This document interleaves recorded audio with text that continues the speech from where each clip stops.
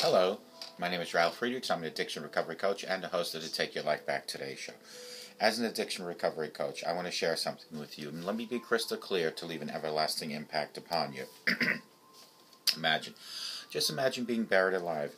Let's say you're in the coffin, but you know you're not dead. You don't know how to get out of that coffin, so you start pushing on the lid, but the enormous weight that's upon the lid prevents you from opening the coffin. You just think you're going to die. But then you also think about banging on the lid. Maybe the dirt will unsettle that's upon the lid, or maybe, just maybe, someone on top might notice and start digging their way down towards you to help you. This is what it's like to find yourself at the lowest point of alcohol and drug addiction.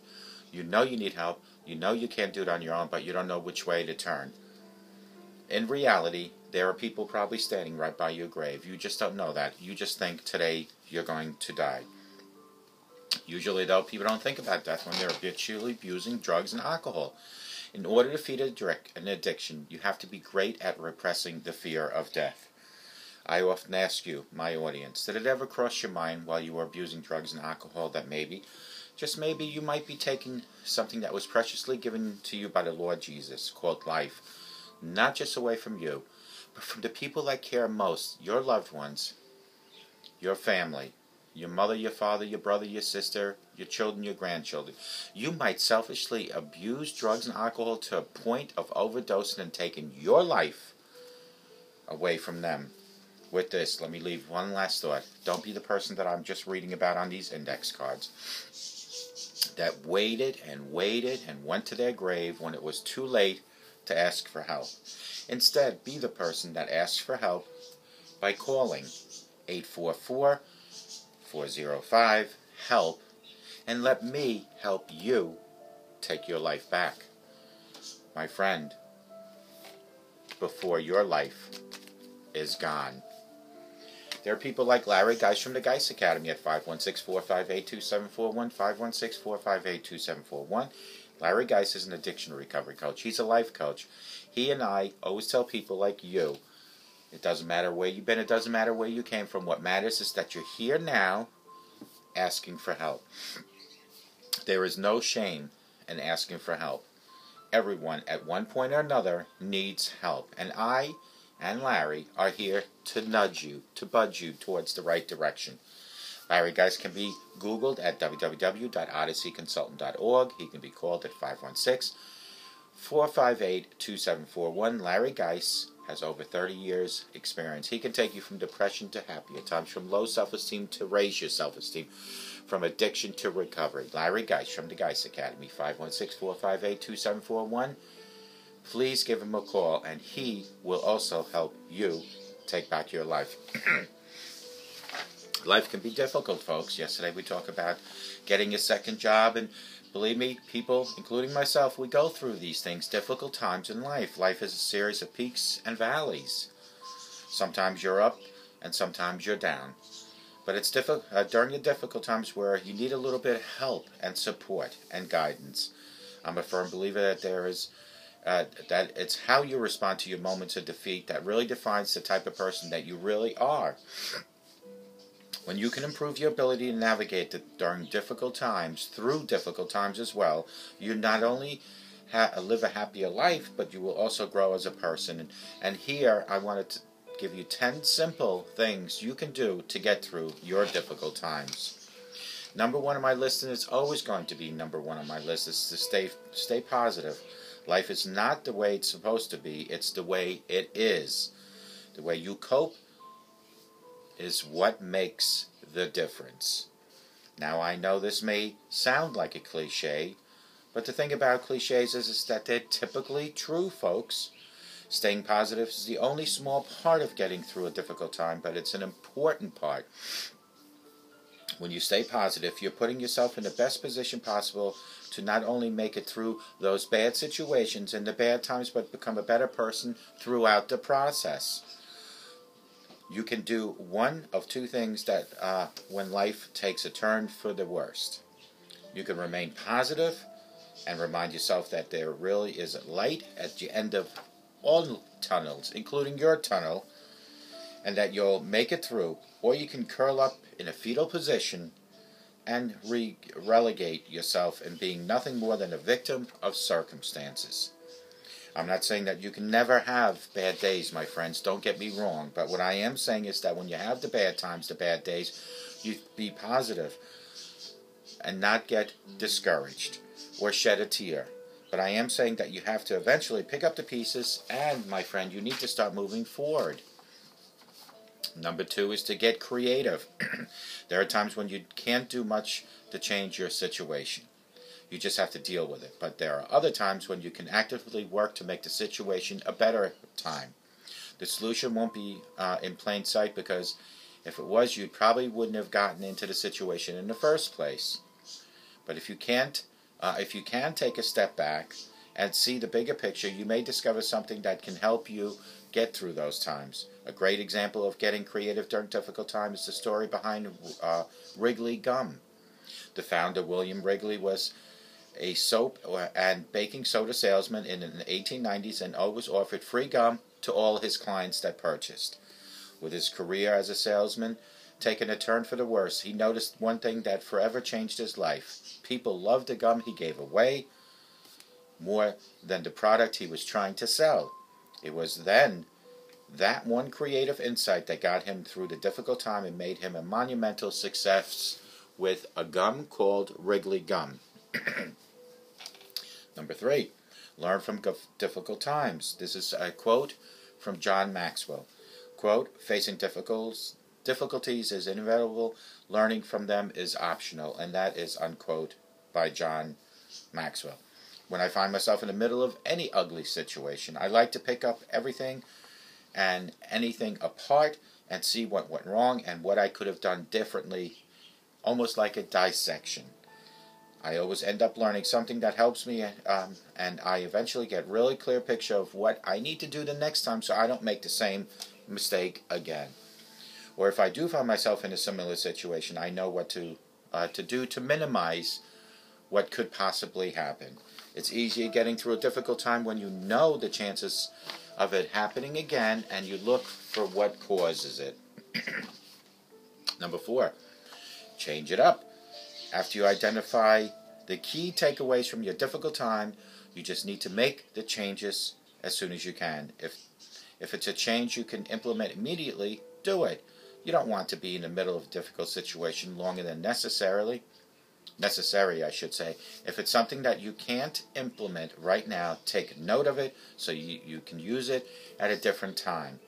But it is pointless to learn from difficult times if what you learn doesn't directly affect your actions. Number 5, know what you're grateful for in life. Gratitude means showing appreciation for all the good things in your life, and believe me, you have more good things in your life than you have bad things.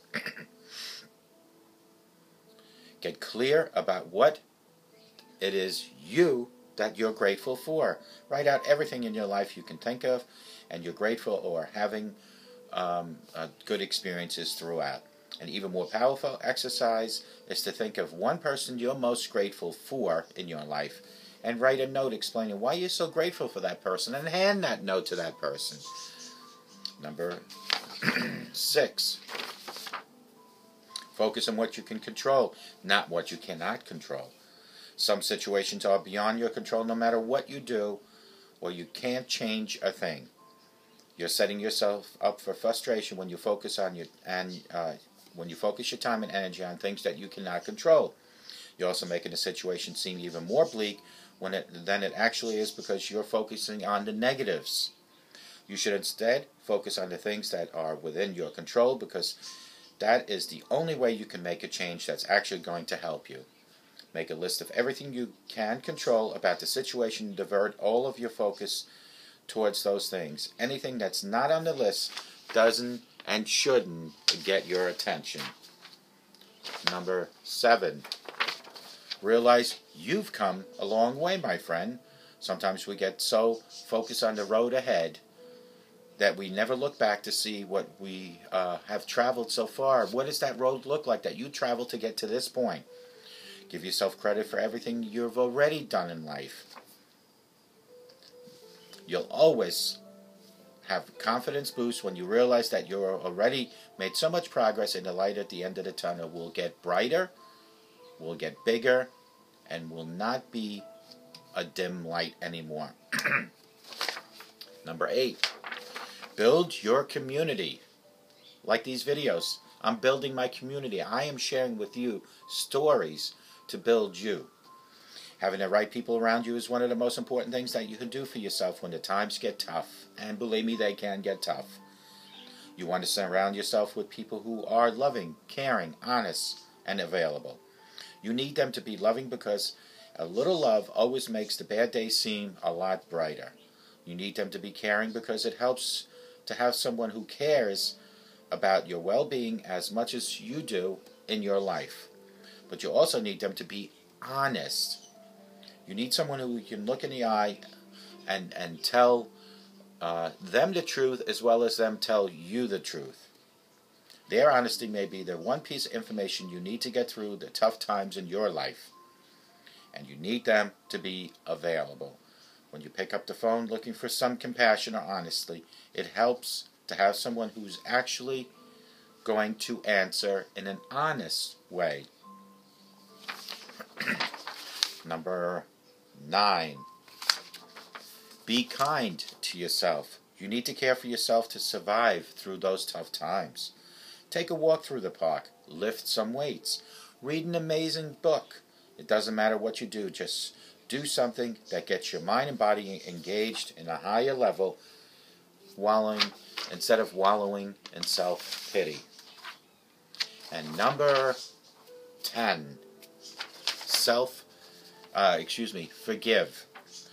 If someone else is at fault for the bad situation you find yourself in, the natural response is to harbor anger and resentment towards that person. But what if instead you forgave that person? You accepted what happened. You move on from that, but you no longer held it against them. You would probably feel a lot better. No, you definitely will feel a lot better, because now instead of focusing on negative feelings you have towards that person, you can focus on moving forward. You can't really get through a difficult time when your every thought is about how upset you are at that person that got you into this predicament in the first place. Well, maybe the difficult time you're going through is a direct result of something maybe that you did, but you're channeling your anger towards an innocent person. I've been there before, and I know I continually beat myself up. I couldn't forgive myself. I almost felt obligated to be hard on myself. The problem with that is it only makes things worse. You get caught up in a revolving door of self-hatred and feeling worse. And there's a swirl of anger and frustration and self-doubt. It is ultimately a disaster. Set a goal for yourself today, my friends.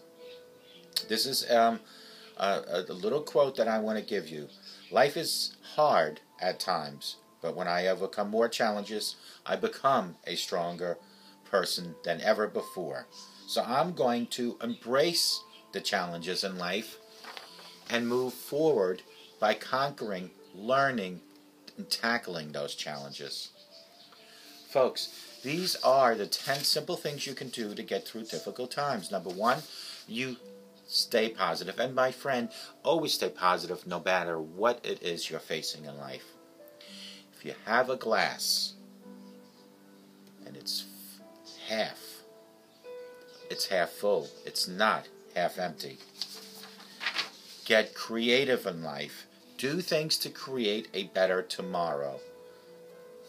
Learn from difficult times. Those difficult times and those little challenges in life are there as learning tools. Dissect them like I do. Overcome them like I do, and learn from them like I do. Change it up. After you identify the key takeaways from your difficult time, you need to make a change in life. Know what you're grateful for. If there's one particular person in your life, write a little note, hand it to that person. Tell them, explain to them, share with them why they're so special to you. Why are you so grateful for that person? Tell them. Focus on what you can control, not what you can't. Stop being control freak. I know I used to be. I try to be better at it. I still have my faults when it comes to that. Realize you've come a long way. Look where you are today. If you're better today than you were yesterday, you are moving in the right direction. And if you're not better today than you were yesterday, reconcentrate on yesterday and find out what yesterday's actions are different from today's actions and make a change up. Build up your community. Help out in your community. Share with people. Do things. Smile.